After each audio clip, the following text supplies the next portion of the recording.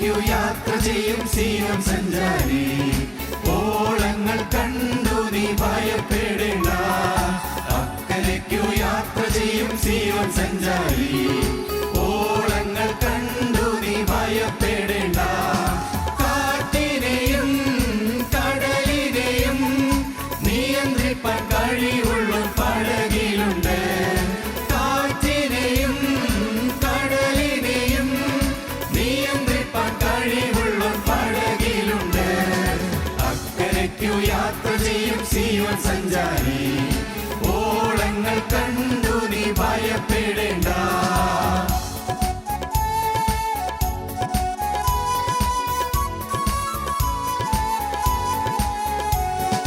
വിശ്വാസമാം പടകിൽ യാത്ര ചെയ്യുമ്പോൾ തണ്ടുവലിച്ചു നീ വലഞ്ഞിടുമ്പോൾ. വിശ്വാസമാം പടകിൽ യാത്ര ചെയ്യുമ്പോൾ തണ്ടുവലിച്ചു നീ വലഞ്ഞിടുമ്പോൾ.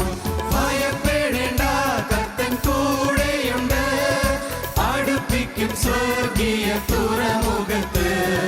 ഭയപ്പെടേണ്ട, കർത്തൻ കൂടെയുണ്ട്, അടുപ്പിക്കും സ്വർഗീയ തുറമുഖത്ത്. അക്കരയ്ക്കു യാത്ര ചെയ്യും സീയോൻ സഞ്ചാരി, ഓളങ്ങൾ കണ്ടു നീ ഭയപ്പെടേണ്ട.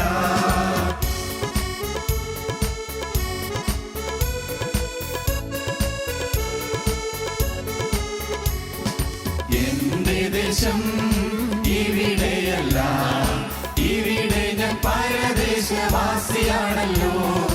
എന്റെ ദേശം ഇവിടെയല്ല, ഇവിടെ ഞാൻ പരദേശവാസിയാണല്ലോ.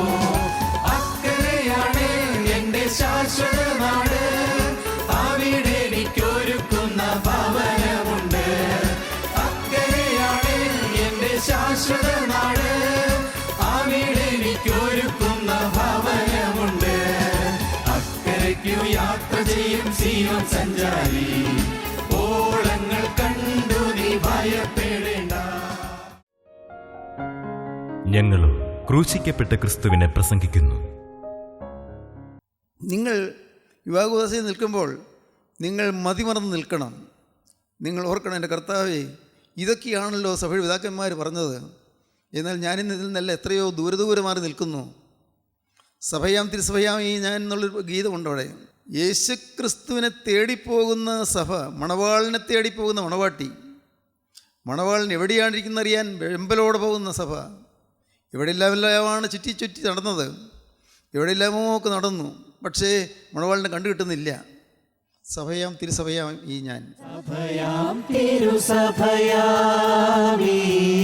ഞാൻ, അത്യുന്നതനുടെ മണവാട്ടി. പാവന സഭ ചൊന്നിടുന്നു, എൻ വരനേവൻ ഞാൻ ധന്യ. വന്നിക്കുന്നേൻ വന്നെന്നെ വേട്ടൊരു മണവാളൻ തന്നെ. പ്രിയനെന്നെ വേട്ടോരു നാളിൽ സത്വരമുന്നതി ഞാൻ പൂണ്ടു. വേട്ട നാളിൽ, എന്നെ വിവാഹം കഴിച്ച നാളിൽ സത്വരം വേഗത്തിൽ ഞാൻ ഉന്നതി കൊണ്ടു, ഞാൻ ഭാഗ്യവതിയായി. യേശുക്രിസ്തു എന്നെ സ്വന്തം മണവാട്ടിയായി സ്വീകരിക്കുന്ന ആ സമയം, അയ്യോ എന്തൊരു മഹാസൗഭാഗ്യമാണ് എനിക്ക് കിട്ടിയത്. എന്നെ ആ മണവാളൻ വേട്ടൊരു നാളിൽ ഞാൻ സത്വരം ഉന്നതി പൂണ്ടു. പിന്നെ സൃഷ്ടികളതിലതിശയമാണ്ടു, മഹിമയണിഞ്ഞോൾ ഞാൻ ധന്യ. സൃഷ്ടികളെല്ലാം എന്നെ കണ്ട് അതിശയം പൂണ്ടു. സൃഷ്ടികളെല്ലാം, ഈ പ്രകൃതിയിലുള്ള എല്ലാ ജീവജാലങ്ങളും, സൃഷ്ടികളെല്ലാം എന്നെ കണ്ട് അതിശയം പൂണ്ട് നോക്കി നിന്നു. ഇവളെന്തൊരു ഭാഗ്യവതി, ഈ മണവാട്ടി എന്തൊരു ഭാഗ്യവതി. ഇവളെ കല്യാണം കഴിച്ചിരിക്കുന്നത് ആരാണ്? ഇവളെ വിവാഹം കഴിച്ചിരിക്കുന്ന ആരാണ്? നിത്യപരിശുദ്ധനായ ക്രിസ്തു, അരുമനാഥനായ ക്രിസ്തു, നിത്യനായ ദൈവം, സകല ചരാചരങ്ങളെയും സൃഷ്ടിച്ചുണ്ടാക്കിയ ദൈവം, ഈ അണ്ടകടാഹത്തെ മെനഞ്ഞുണ്ടാക്കിയ ദൈവം, സർവ്വപ്രപഞ്ചത്തെയും സൃഷ്ടിച്ച ദൈവം, നിത്യനായ ദൈവം ഈ പുറജാതി കന്യകയെ വേട്ടു. ഈ നിസ്സാര മനുഷ്യനെ ദൈവം സ്വീകരിച്ചു. ഒരു ഭർത്താവ് ഭാര്യയെ സ്വീകരിക്കുന്നത് പോലെ, മണവാളൻ മണവാട്ടിയെ സ്വീകരിക്കുന്നത് പോലെ എന്നെ ചേർത്തണച്ചു. ദൈവത്തിന് സ്തോത്രം. അടുത്ത് സ്നേഹിതരൊത്താനന്ദിപ്പാൻ മേൽമണവറയവനുണ്ടാക്കി എൻ മണവാളനെ അതിനുള്ളിൽ സ്തുതി ചെയ്യുമ്പോൾ ഞാൻ ധന്യ. എൻ്റെ മണവാളനായ ക്രിസ്തുവിനെ ഈ മണവറയിൽ ഞാൻ സ്തുതിച്ചുകൊണ്ടിരിക്കുകയാണ്. സ്തുതി ഭയത്തോടുകൂടി കർത്താവിനെ സ്തോത്രം ചെയ്യുന്നത് യുക്തവും ന്യായവുമാകുന്നു. ദൈവത്തിന് സ്തോത്രം. യുക്തവും ന്യായവുമാണ് സ്തുതിക്കുന്നത്. നാം ഒട്ടഹസി പറയണമെന്നാണ് മധുവായിൽ നിന്നുള്ള കൽപ്പന. നാം ഒട്ടഹസി പറയണം. പിതാവും പുത്രനും പരിശുദ്ധരുമായവൻ വന്ദിക്കപ്പെട്ടവനും സ്തുതിക്കപ്പെട്ടവനുമാകുന്നു. ആദ്യം മുതൽ തലമുറകൾ വരെയും എനിക്ക് സ്തുതി. ഹാലേലുയ്യ. ദൈവത്തിന് സ്തോത്രം. ആ സ്തുതിയുടെ മധുരിമ ആസ്വദിക്കുകയാണ് മണവാട്ടി. വിഗ്രഹമധ്യത്തീ കൂട്ടിരഹസ്യങ്ങൾ കാട്ടി ലോകാന്ത്യം വരെ നിൻ കൂടെ ഞാനുണ്ടെന്നോടു ചൊന്ന രാജതനൂജൻ താതൻ താൻ നിലയത്തിൽ നിന്നീ ഭാഗ്യം നിഖിലമെനിക്കരുളുകയാലേ ഞാനവനെ വന്ദിക്കുന്നു. ബിംബാരാധനയാലെന്നെ വീഴ്ത്തിയ ദുഷ്ടനുഹാനാശം രക്ഷകനാമീശോ സ്തോത്രം. സംരക്ഷിതയ ഞാൻ ധന്യ. എന്നെ മാമോദീസായാൽ ആത്മീയായുധമണിച്ച. ശത്രുവായ പൈശാചികനോട് പോരാടുവാനുള്ള ആയുധം മാമോദിസായിൽ എന്നെ ദൈവം പരമേൽപ്പിച്ചു. പിന്നെ വിരലിന്മേൽ മേരക്തങ്ങൾ മോതിരമായൻ പേർക്കേകി പകലോനു സമൻ മണവാളൻ പകലിനൊത്തോൾ മണവാട്ടി മോഹന പരിമള വൃക്ഷത്തോടൊപ്പം ഭോജന സൽക്കാരം. കർത്താവായ യേശു ക്രിസ്തുവിൻ്റെ മണവാട്ടിയായി തിരഞ്ഞെടുക്കപ്പെട്ടു, വിളിക്കപ്പെട്ടു, ഭാഗ്യം ലഭിച്ചു. പിന്നെ പ്രിയനെ തേടിയുള്ളൊരു യാത്രയാണ്. പ്രിയനെ അന്വേഷിച്ച് ഇവൾ പുറപ്പെട്ടു. കാണുന്നില്ല, പ്രിയനെ കാണുന്നില്ല. ഇവൾ പോയി. അപ്പോൾ ആരോ പറഞ്ഞു അവിടെ അവൻ ബേത്ലഹേമിലുണ്ട് എന്ന് പറഞ്ഞു.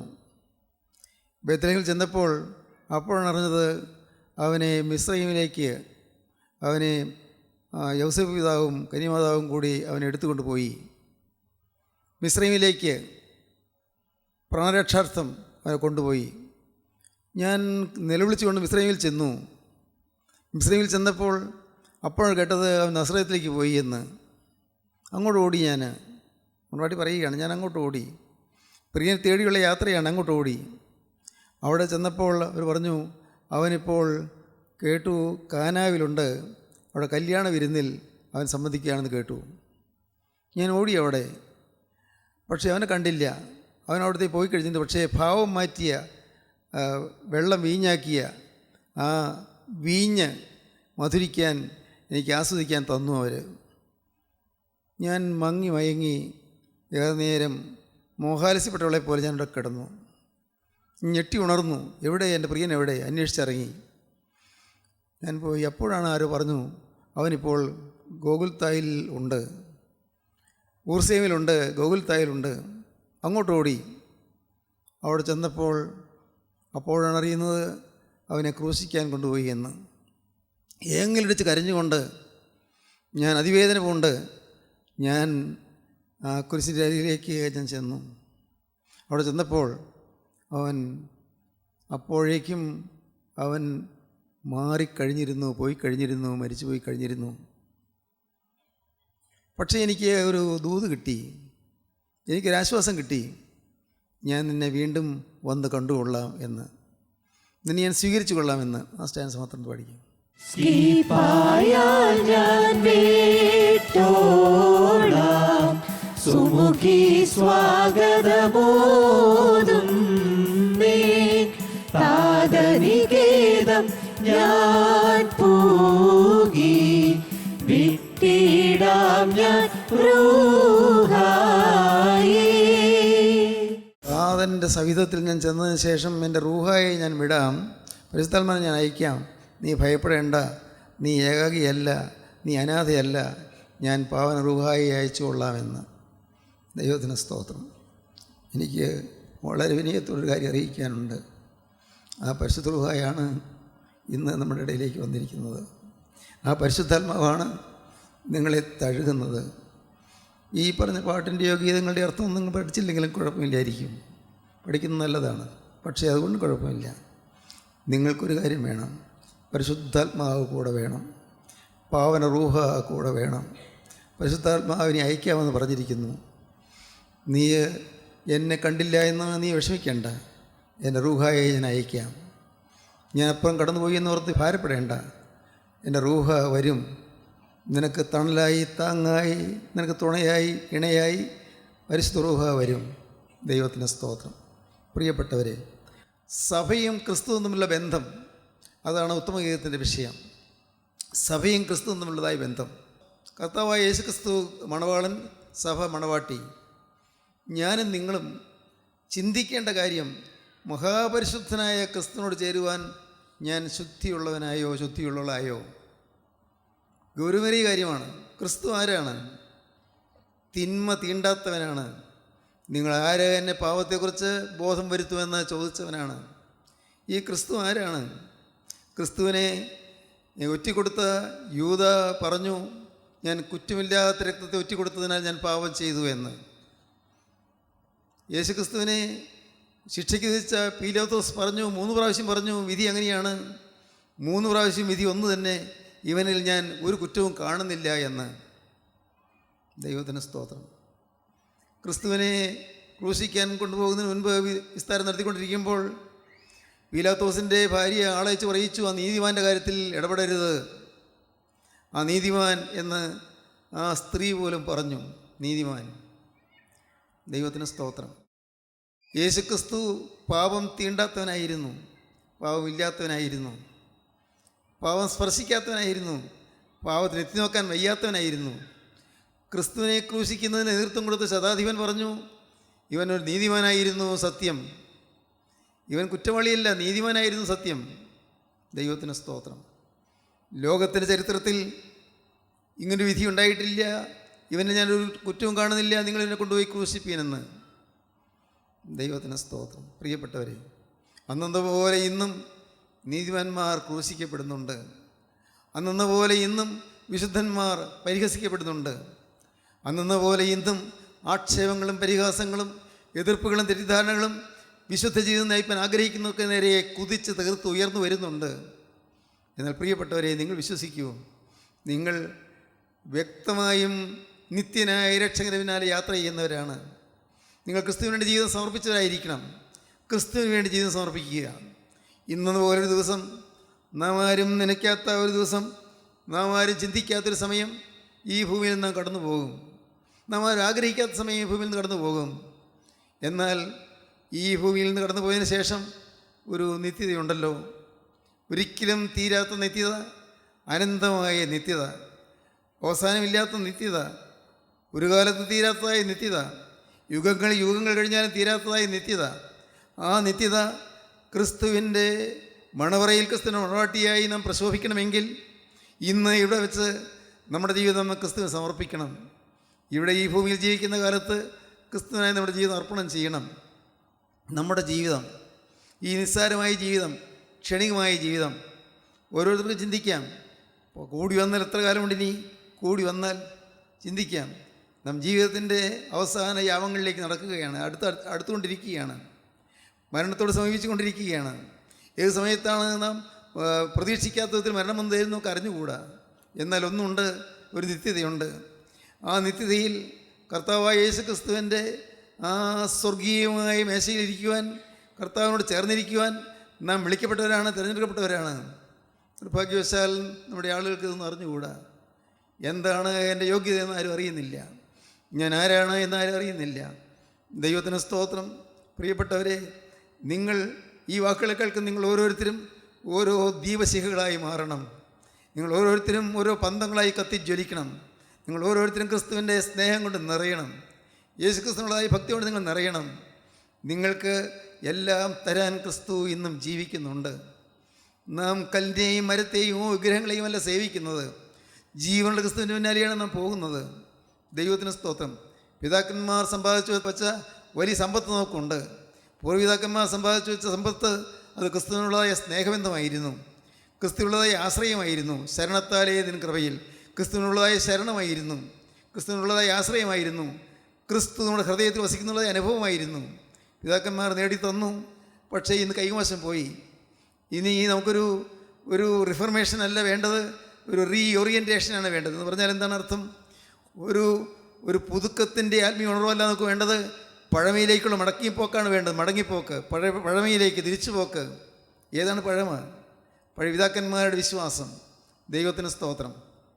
ഞാൻ വിശ്വസിക്കുന്നു ഇന്ന് നാം ഈ പറയുന്ന വാക്കുകൾ പലർക്കും മനസ്സിലാകുകയില്ല, ഗ്രഹിക്കാൻ പറ്റുന്നില്ല. ഇന്ന് സഭ മാറണ്ട, സമുദായം മാറണ്ട എന്ന് പറഞ്ഞാൽ പലർക്കും മനസ്സിലാകുന്നില്ല. സഭ മാറണ്ട, സമുദായം മാറണ്ട, മതവും മാറണ്ട എന്ന് പറയുമ്പോൾ ആർക്കും പിടികിട്ടുന്നില്ല. എന്താണ് ഇതിൻ്റെ പൊരുളെന്ന് മനസ്സിലാകുന്നില്ല. ഈ മതം മാറണ്ട എന്ന് ഞാൻ പറയാറുള്ളതിന് കാരണമുണ്ട്. ഏത് മതത്തിലേക്ക് പോകും? മതം മാറി ക്രിസ്ത്യാനികളുടെ കൂടെ വന്നാൽ ഏത് പള്ളിയിൽ ചേരും? ഈ ക്രിസ്ത്യാനികളുടെ ഇടയിലേക്ക് വന്നാൽ ആ ആൾക്ക് ഒരു വിശുദ്ധ ജീവിതം കിട്ടുമെന്നതാണ് പ്രതീക്ഷ. എന്താണ് ഉറപ്പ്? സ്വർഗീയ ഉണർവയിലേക്ക് ചേർക്കപ്പെടുന്നതാണ് പ്രതീക്ഷ. മതം മാറി എന്നുള്ളതുകൊണ്ട് കാര്യം നടക്കുകയില്ല. മനം മാറണം. മതം മാറ്റമല്ല, മനം മാറ്റമാണ് ആവശ്യം. മതപരിവർത്തനമല്ല, മനപരിവർത്തനമാണ് ആവശ്യം. ദൈവത്തിന് സ്തോത്രം. സഭ മാറാതെ, സമുദായം മാറാതെ ദൈവത്തിൻ്റെ വലിയ നാമം മഹത്വപ്പെടട്ടെ. പ്രിയപ്പെട്ടവരെ, പൂർവ്വപിതാക്കന്മാർ സമ്പാദിച്ചു വെച്ച ആ വലിയ നിധി നാം ഖനനം ചെയ്തെടുക്കണം. ആഴത്തിലേക്ക് ഖനനം ചെയ്തിറങ്ങണം. ആഴത്തിലേക്ക് ഇറങ്ങി അവിടെ നിന്ന് രത്നങ്ങൾ വാരി വാരി കോരിയെടുക്കണം. അവിടെ രത്നഖനിയാണത്. ദൈവത്തിന് സ്തോത്രം. ഞാൻ ആമോദത്തോട് പറയട്ടെ, ഈ രത്നഖനിയിലേക്ക് ഊളിയിട്ട് പോകാൻ താല്പര്യമുള്ള കുറേ പേരെങ്കിലും ഭാഗ്യവശാൽ നമ്മുടെ കൂടെയുണ്ട്.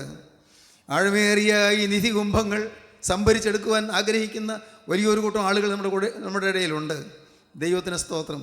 ഭാഗ്യം. ഒരു ഉണർവിൻ്റെ അടിക്കുന്നുണ്ട്. അത് ഉണർവല്ല, അത് പൂർവീകരണമാണെന്ന് ഞാൻ പറഞ്ഞല്ലോ. പൂർവ്വപിതാക്കന്മാർ അനുഭവിച്ച സമ്പത്ത് അതാണ്. വിശുദ്ധി അതാണ് സമ്പത്ത്. സ്നേഹം അതാണ് സമ്പത്ത്. പ്രിയപ്പെട്ടവരെ, ഈ മണവാട്ടിക്കുള്ള ഒരേ ഒരു യോഗ്യത വിശുദ്ധിയായിരിക്കണം. അവൾ ശുദ്ധിയുള്ളവളെ, കറ തീണ്ടാത്തവളായിരിക്കണം. കറ തീണ്ടാത്തവൾ, കറയും ചുളുക്കവും ഇല്ലാത്ത മണവാട്ടി എന്ന് എഫേസ്യർ 5-ാം അധ്യായത്തിൽ പറയും. കറയും ചുളുക്കവും ഇല്ലാത്ത മണവാട്ടി, യാതൊരു തിന്മയും വേശാത്ത മണവാട്ടിയായി നാം നിൽക്കണം. കർത്താവിന് സ്തോത്രം. നമ്മുടെ ഓരോ അവയവവും നാം പരിശോധിക്കണം. ഓരോ അവയവവും. എൻ്റെ നാവ് അരുതാത്ത വാക്കുകൾ പറയുന്നുണ്ടോ? ആരെയെങ്കിലും കുറ്റപ്പെടുത്തുകയോ ആരെയെങ്കിലും തരംതാഴ്ത്തുകയോ ചെയ്യുന്നുണ്ടോ? ആരെയെങ്കിലും അവമാനിക്കുകയോ അപവാദം പറയുകയോ ചെയ്യുന്നുണ്ടോ? എൻ്റെ നാവ് യേശുവിനെ സ്തുതിക്കാനുള്ളതാണ്. നിങ്ങൾ തീരുമാനിക്കണം, എൻ്റെ നാവ് എന്തിന്? കർത്താവിക്ക് തന്ന ഈ നാവ് എന്തിന്?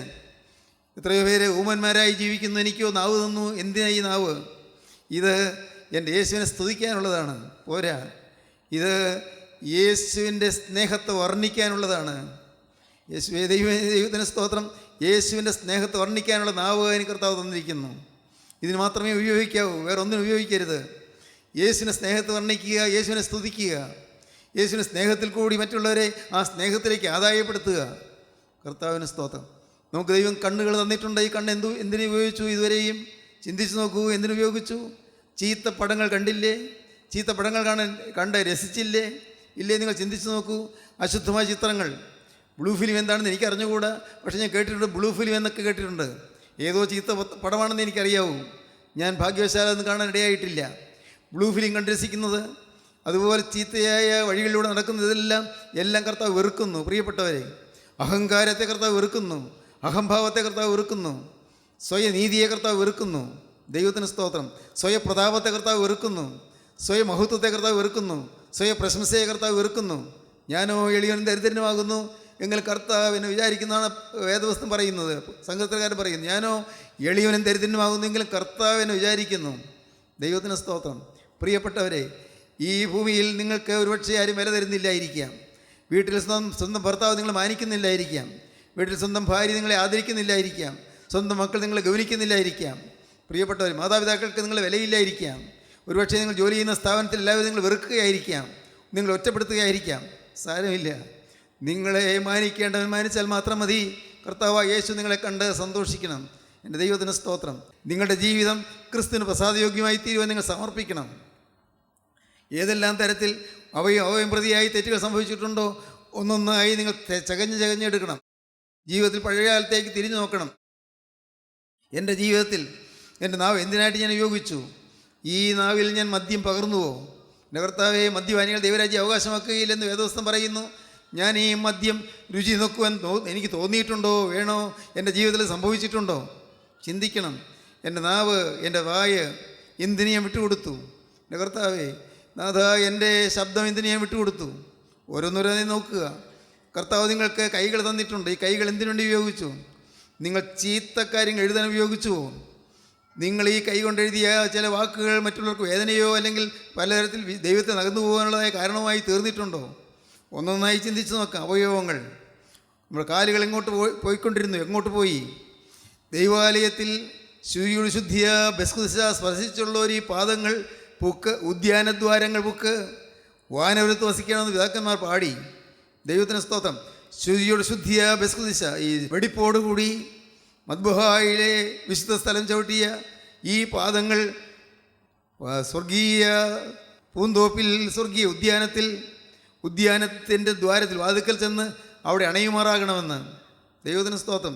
അങ്ങനെ വാനവരോടൊത്ത് വസിക്കണമെന്ന് പാടാൻ എളുപ്പമാണ്. സാധിക്കുമോ? നിങ്ങൾ ചിന്തിക്കൂ. എൻ്റെ കർത്താവേ, നിൻ്റെ വിശുദ്ധ ദേവാലയത്തിൽ വന്ന് ഈ വായിൽ തിരുശരീരം തിരക്തു ഞാൻ സ്വീകരിച്ചു. കർത്താവേ, ഞാൻ നരകത്തിയിലേക്ക് പോകാൻ ദഹിക്കാൻ ഇടവരല്ലേ എന്ന് നിങ്ങൾ ചിന്തിച്ചിട്ടുണ്ടോ? കർത്താവിന് സ്തോത്രം. വളരെ ഗൗരവമേറിയ പ്രമേയം നിങ്ങളുടെ മുന്നിൽ ഞാൻ കൊണ്ടുവരികയാണ്. മറ്റൊന്നുമല്ല, നിങ്ങൾ വിശുദ്ധരായി തീരണം. വിശുദ്ധർ. മണവാട്ടി വിശുദ്ധിയായിരിക്കണം. സ്തോത്രം. കറ തീണ്ടാത്തവളായിരിക്കണം. ആവർത്തിച്ച് പറയട്ടെ, നിങ്ങളുടെ ജീവിതത്തിൽ ഞാൻ ക്രിസ്തുവിന് മണവാട്ടിയാണ് നിങ്ങൾ താൻ ഗ്രഹിക്കണം. ക്രിസ്തുവിന് മണവാട്ടിയായി ഞാൻ വിശുദ്ധിയായിരിക്കണം, ശുദ്ധിമതിയായിരിക്കണം, ഞാൻ വിശുദ്ധനായിരിക്കണം. എന്നിൽ സ്നേഹം മാത്രമേ ആകാവൂ. അഹംഭാവം വരരുത്. എൻ്റെ ഹൃദയത്തിൽ അല്പം നിഗളം തോന്നരുത്. ഞാൻ ഏതാണ്ടല്ല ആയിയും തോന്നരുത്. കർത്താവിന് സ്തോത്രം. പ്രിയപ്പെട്ടവരെ, ജീവനുള്ള ദൈവത്തിൻ്റെ കൃപയാൽ ഇന്ന് നമുക്ക് കർത്താവ് വചനം തരുന്നുണ്ട്. വിശുദ്ധിയുടെ വചനമാണ് തരുന്നത്, സ്നേഹത്തിൻ്റെ വചനമാണ് തരുന്നത്, എളിമയുടെ വചനമാണ് തരുന്നത്, ലാളിത്യത്തിൻ്റെ വചനമാണ് തരുന്നത്, സിംപ്ലിസിറ്റി, ലാളിത്യത്തിൻ്റെ വചനമാണ് തരുന്നത്, ലളിത ജീവിതം. ദൈവത്തിന് സ്തോത്രം. കാരുണ്യവാനായ ദൈവം നമ്മെ ചേർത്തണച്ചിരിക്കുന്നത് നമ്മെ വിശുദ്ധരാക്കാനാണ്. ദൈവത്തിന് സ്തോത്രം. വിശുദ്ധരാക്കാൻ. നിങ്ങൾക്ക് അതിന് വല്ല പരിപാടിയും തോന്നുന്നുണ്ടോ? ഇന്ന് ഇത് കേട്ടുകൊണ്ടിരിക്കുമ്പോൾ നിങ്ങൾക്ക് തോന്നുന്നുണ്ടോ, എൻ്റെ കർത്താവേ, എന്നെ നീ വിശുദ്ധീകരിക്കണമേ, എന്നെ നീ പൂർണ്ണമായി കഴുകി വെടിപ്പാക്കണമേ? ഒന്ന് ഞാൻ പറഞ്ഞു തരാം. കർത്താവായ യേശുക്രിസ്തുവിൻ സന്നിധിയിലേക്ക് നിങ്ങൾ വന്ന് ഹൃദയം സമർപ്പിച്ചാൽ ഇതുവരന്നുപോയ സകല പാപങ്ങളും തൻ്റെ തിരക്തത്താൽ അവൻ കഴുകിത്തരും. വന്നതെല്ലാം കഴുകിത്തരും. എന്തെല്ലാം വന്നുപോയെങ്കിലും, എന്തെല്ലാം സംഭവിച്ചു പോയെങ്കിലും എല്ലാം കഴുകിത്തരും. എല്ലാം കഴുകുന്ന ഒരു നിസ്തുല സ്നേഹമുണ്ട്. മനുഷ്യ പക്ഷേ ക്ഷമിച്ചെന്ന് വരികയില്ല. സ്വർഗത്തിലെ ദൈവം എല്ലാം ക്ഷമിക്കും. നിങ്ങൾ ചെയ്ത തെറ്റുകൾ മനുഷ്യർ ക്ഷമിച്ചെന്ന് വരികയില്ല. സ്വർഗത്തിലെ ദൈവം ക്ഷമിക്കും. ദൈവം നിങ്ങൾക്ക് അവസരങ്ങൾ തരികയാണ്. അതിമനോഹരമായൊരു അവസരം തരികയാണ്. ഇന്ന് നിങ്ങൾ കർത്താവിൻ്റെ വചനം കേൾക്കാൻ കടന്നു വന്നിരിക്കുന്ന ഈ ദിവസം കർത്താവ് നിങ്ങളുടെ ഒന്നു മാത്രമേ അറിയിക്കുന്നുള്ളൂ. ശുദ്ധമണവാട്ടിയായി നിൽക്കുക, വിശുദ്ധനായി നീ ജീവിക്കുക, ഒരു ശുദ്ധിമതിയായി നീ ജീവിക്കുക. നിൻ്റെ ജീവിതമാകെ മാറട്ടെ എന്നാണ് കർത്താവ് പറയുന്നത്. സ്വഭാവം മാറട്ടെ. സ്വഭാവം മാറുന്നു, ചിന്താഗതികൾ മാറുന്നു, മനോഭാവം മാറുന്നു, വാക്കുകൾ മാറുന്നു, ചിന്താഗതികൾ മാറുന്നു, മനോരാജ്യങ്ങൾ മാറുന്നു, നിരൂപണങ്ങൾ മാറുന്നു, പ്രവൃത്തികളും മാറുന്നു. നിങ്ങൾ പുതിയ മനുഷ്യനായി തീരുന്നു. എന്തൊരു അത്ഭുതം! ദൈവത്തിന് സ്തോത്രം. പുതിയ മനുഷ്യനായി തീരുന്നു. ഭാഗ്യവശാലതല്ലേ നാം കണ്ടുകൊണ്ടിരിക്കുന്നത്, നമ്മുടെ ചുറ്റുപാടതല്ലേ കാണുന്നത്. നിങ്ങൾക്കറിയാമല്ലോ, എത്രയോ പേര് ഭാര്യയെ ഉപദ്രവിച്ചു കൊണ്ടിരുന്നവർ മതിച്ച് കൂത്താടി വന്ന് മദ്യവെച്ച് ലഹരി പിടിച്ചു വന്ന് ആ സാധു സ്ത്രീയെ മർദ്ദിച്ചുകൊണ്ടിരുന്നവർ എത്രയോ ശാന്തമായി ഇന്ന് ഭാര്യയും ഭർത്താവ് ഒരുമിച്ച് മക്കളോട് ഒരുമിച്ച് പ്രാർത്ഥിച്ച് കഴിയുന്നു. അങ്ങനെയുള്ള കുടുംബങ്ങൾ നമ്മുടെ ഇടയിലുണ്ടല്ലോ. കർത്താവിന് സ്തോത്രം. ഒരു കാലത്ത് വീട് മുടിച്ചുകൊണ്ടിരുന്നവർ, വീട് തകർത്തുകൊണ്ടിരുന്നവർ ഇന്ന് സമാധാനമായി കഴിയുന്നുണ്ടല്ലോ. കൊള്ള ലാഭവുമായി അഴിമതിയും കൈക്കൂലിയുമായി ജീവിച്ചവർ ഇന്നതെല്ലാം വിട്ട് സമാധാന ജീവിതം നയിക്കുന്നുണ്ടല്ലോ. മാറ്റങ്ങൾ വരുന്നുണ്ടല്ലോ. ദൈവത്തിന് സ്തോത്രം. ഞാൻ ആശയോട് പറയുകയാണ്, ഈ മാറ്റം തുടർന്ന് നിൽക്കും, ഈ പരിവർത്തനം തുടർന്ന് നിൽക്കും. എന്നാൽ കേൾക്കൂ, നിങ്ങളുടെ കാര്യം കേൾക്കൂ. ഈ പറഞ്ഞ ആശയങ്ങൾ ഒരു കാലത്തും മാഞ്ഞു പോവുകയില്ല. മതം മാറണ്ട, സഭ മാറണ്ട, സമുദായം മാറണ്ട, ഹൃദയം മാറിയാൽ മതി എന്നുള്ള ആശയം മാത്രമല്ല, ഒരു പൈസയും ചോദിക്കാതെ, ഒരു പൈസയും പിരിക്കാതെ, സംഭാവന ചോദിക്കാതെ, സംഭാവന പിരിക്കാതെ കർത്താവിൻ്റെ വേല അഭംഗുരം നടത്തുവാനുള്ളതായ വാഞ്ച ഇന്ന് കർത്താവ് നമുക്ക് തന്നു. ആ ഭാഗ്യം കർത്താവ് നമുക്ക് തന്നതാണ്.